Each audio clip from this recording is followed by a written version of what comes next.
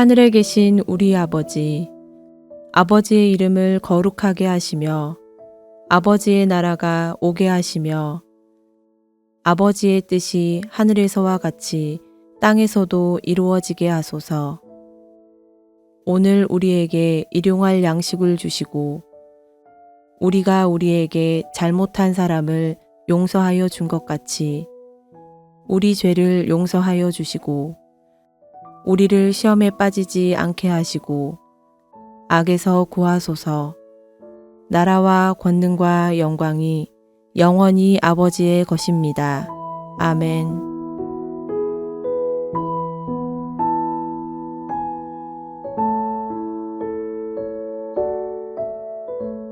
그들과 조약을 맺은 후 사흘이 지나서야 그들이 이웃에서 자기들 중에 거주하는 자들이라 함을 들으니라. 이스라엘 자손이 행군하여 셋째 날에 그들의 여러 성읍들에 이르렀으니 그들의 성읍들은 기브온과 그비라와 브에롯과 기라여아림이라. 그러나 회중 족장들이 이스라엘의 하나님 여호와로 그들에게 맹세했기 때문에 이스라엘 자손이 그들을 치지 못한지라. 그러므로 회중이 다 족장들을 원망하니 모든 족장이 온 회중에게 이르되 우리가 이스라엘의 하나님 여호와로 그들에게 맹세하였은즉 이제 그들을 건드리지 못하리라. 우리가 그들에게 맹세한 맹약으로 말미암아 진노가 우리에게 임할까 하노니 이렇게 행하여 그들을 살리리라 하고 무리에게 이르되 그들을 살리라 하니 족장들이 그들에게 이른 대로 그들이 온 회중을 위하여 나무를 패며 물을 깃는 자가 되었더라. 여호수아가 그들을 불러다가 말하여 이르되 너희가 우리 가운데에 거주하면서 어찌하여 심히 먼 곳에서 왔다고 하여 우리를 속였느냐. 그러므로 너희가 저주를 받나니 너희가 대를 이어 종이 되어 다 내 하나님의 집을 위하여 나무를 패며 물을 깃는 자가 되리라 하니 그들이 여호수아에게 대답하여 이르되 당신의 하나님 여호와께서 그의 종 모세에게 명령하사 이 땅을 다 당신들에게 주고 이 땅의 모든 주민을 당신들 앞에서 멸하라 하신 것이 당신의 종들에게 분명히 들리므로 당신들로 말미암아 우리의 목숨을 잃을까 심히 두려워하여 이같이 하였나이다. 보소서, 이제 우리가 당신의 손에 있으니 당신의 의향에 좋고 옳은 대로 우리에게 행하소서 한지라. 여호수아가 곧 그대로 그들에게 행하여 그들을 이스라엘 자손의 손에서 건져서 죽이지 못하게 하니라. 그날에 여호수아가 그들을 여호와께서 택하신 곳에서 회중을 위하여 여호와의 제단을 위하여 나무를 패며 물을 깃는 자들로 삼았더니 오늘까지 이르니라.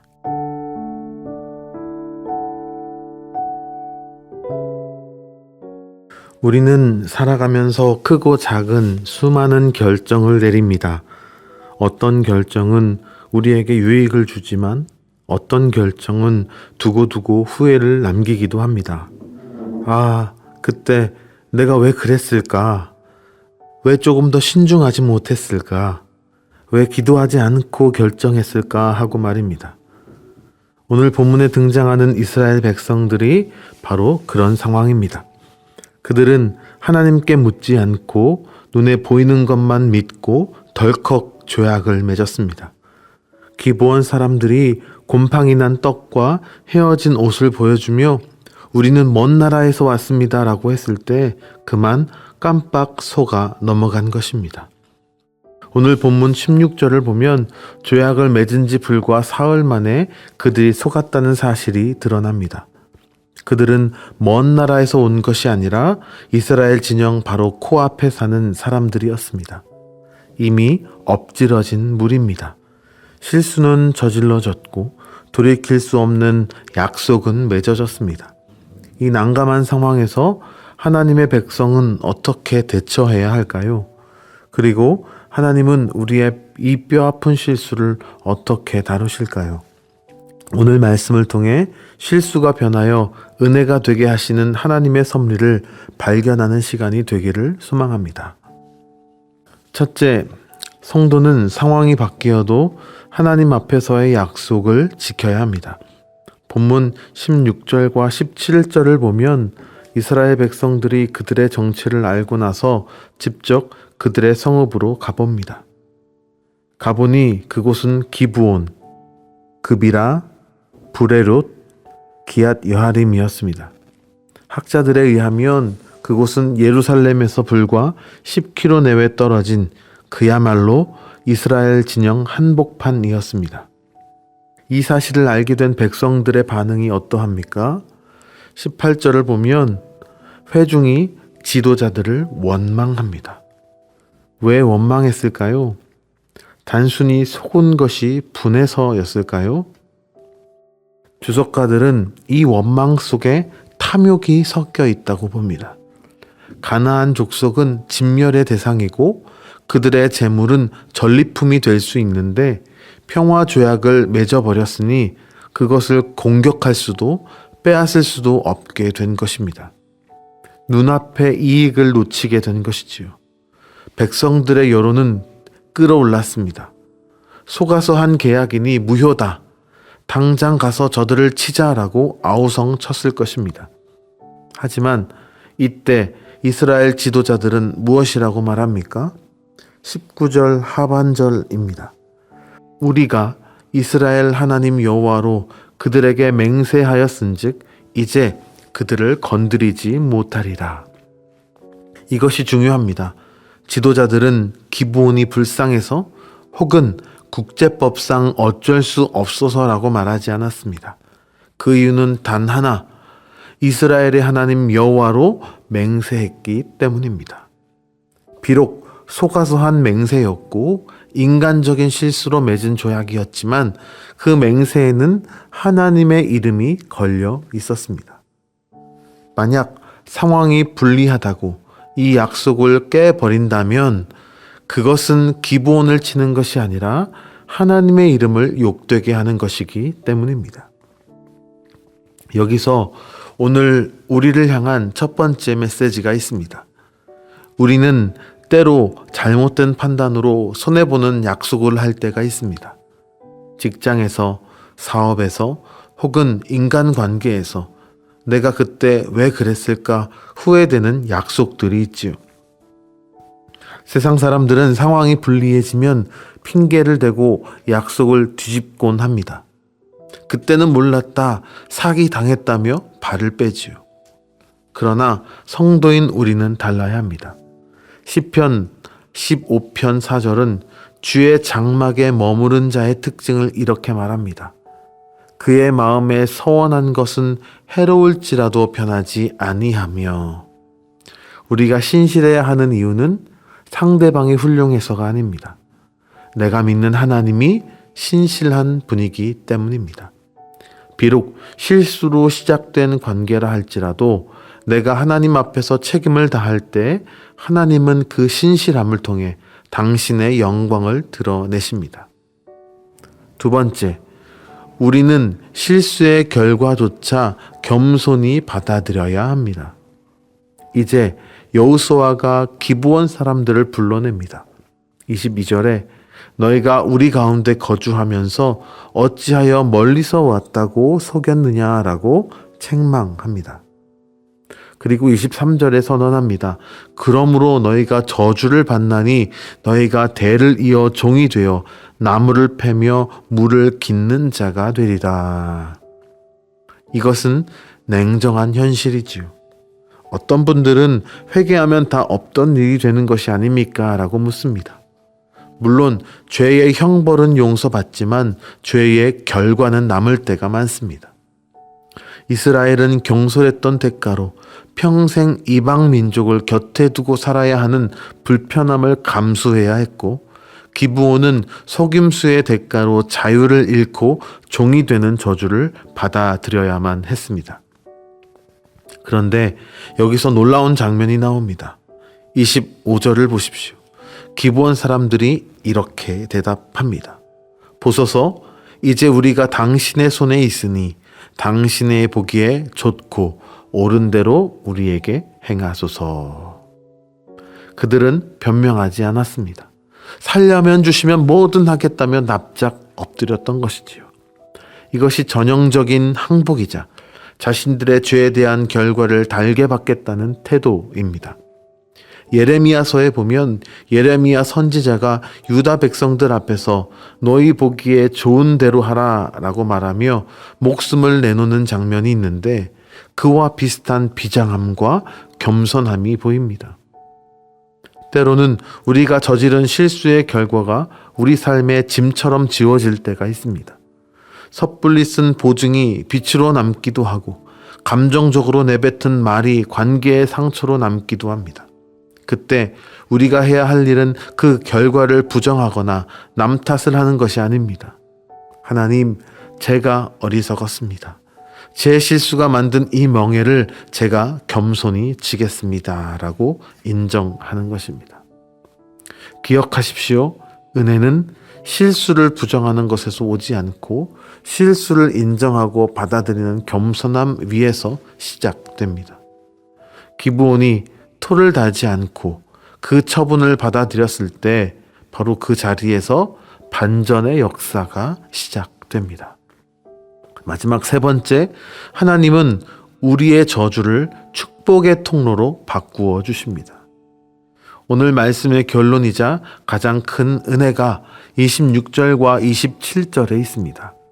26절을 보면 여호수아가 그들을 이스라엘 자손의 손에서 건져서 죽이지 못하게 하니라 라고 기록합니다. 여기서 건져내다 라고 하는 표현은 우리 구주 예수님을 떠오르게 합니다. 죽어 마땅한 자들을 여호수아가 막아서서 살려낸 것이지요. 그런데 더 중요한 것이 27절입니다. 그들에게 주어진 임무가 무엇입니까? 여호와의 제단을 위하여 나무를 패며 물을 깃는 자가 되게 하였더니. 겉으로 보면 그들은 여전히 종입니다. 나무를 패고 물 깃는 일은 당시 가장 천한 사람들이 하는 일이었습니다. 분명 그들의 속임수가 가져온 저주였습니다. 하지만 그들이 일하는 장소가 어디입니까? 바로 여호와의 제단입니다. 27절 하반절에 보면 여호와께서 택하신 곳이라고 강조합니다. 이것은 엄청난 역설입니다. 이스라엘 백성이라도 제사장이나 레위인이 아니면 성막 가까이 갈 수 없었습니다. 그런데 이방인인 기브온 사람들이 비록 종의 신분이지만 매일 하나님의 성막에서 훗날에는 성전에서 가장 가까이 머물며 봉사하는 자들이 된 것입니다. 그들은 매일 제단에 쓸 나무를 나르며 타오르는 불을 보았을 것입니다. 물두멍에 쓸 물을 나르며 죄 씻음의 은혜를 목격했을 것입니다. 저주인 줄 알았는데 하나님은 그들을 당신의 품 가장 가까운 곳으로 끌어당기셨습니다. 실제로 역사를 보면 훗날 포로 귀환 시대인 느헤미야 때에 무너진 예루살렘 성벽을 재건하는 명단에 이 기브온 사람들의 후손이 당당히 이름을 올립니다. 그들은 더 이상 이방인이 아니었습니다. 하나님의 신실한 백성으로 완전히 편입된 것입니다. 이것이 바로 우리 하나님의 은혜입니다. 하나님은 우리의 실수와 하나님의 은혜를 섞으셔서 기가 막힌 구원의 레시피를 만들어냅니다. 말씀을 맺겠습니다. 혹시 과거의 실수나 실패 때문에 지금 고단한 인생의 짐을 지고 계십니까? 마치 기브온 사람들처럼 나는 나무를 패고 물 깃는 종과 같다 느끼며 낙심하고 계시지는 않습니까? 낙심하지 마시기 바랍니다. 중요한 것은 내가 무슨 일을 하느냐가 아니라 내가 지금 어디에 있느냐입니다. 비록 나의 실수로 인해 짊어진 멍에라 할지라도 내가 지금 있는 그 자리가 기도의 자리라면, 내가 눈물 흘리는 그 자리가 하나님의 제단 옆이라면 그곳은 저주의 자리가 아니라 축복의 자리인 줄 믿습니다. 이스라엘은 실수했고 기브온은 속였지만 하나님은 그 모든 것을 협력하여 선을 이루셨습니다. 우리 구주 예수 그리스도께서 죄인된 우리를 죽음에서 건지시고 하나님의 집에서 영원토록 거하는 자녀 삼아 주셨습니다. 오늘 이 새벽 우리의 실수를 덮으시고 오히려 그것을 통해 우리를 더 거룩한 곳으로 이끄시는 그 하나님의 은혜를 붙드십시오. 나의 어리석음보다 크신 하나님의 지혜를 신뢰하며 오늘 주어진 삶의 자리에서 묵묵히 그리고 신실하게 주님을 섬기는 저와 여러분 되시기를 주님의 이름으로 축복합니다. 기도하겠습니다. 사랑의 하나님 아버지, 우리는 한 치 앞도 알지 못하고 때로는 눈앞의 이익과 감정에 속아 어리석은 선택을 할 때가 너무나 많이 있습니다. 그러나 주님, 우리의 실수조차 당신의 섭리 안에 있음을 믿습니다. 이스라엘의 맹세를 지켰을 때 하나님의 이름이 보존되었던 것처럼 우리도 손해가 될지라도 약속을 지키는 신실한 믿음의 사람이 되게 하여 주시옵소서. 때로 우리의 잘못으로 짊어진 인생의 무게가 무거울지라도 기브온 사람들처럼 겸손히 받아들이게 하시고 오히려 그 고난의 자리에서 하나님을 더 가까이 만나는 반전의 은혜를 경험하게 하여 주시옵소서. 오늘 하루도 우리의 모든 삶을 주님께 의탁하오며 우리를 죄에서 건지신 예수님의 이름으로 기도합니다. 아멘. 계속해서 더 깊은 묵상과 기도로 이어가시기를 바랍니다.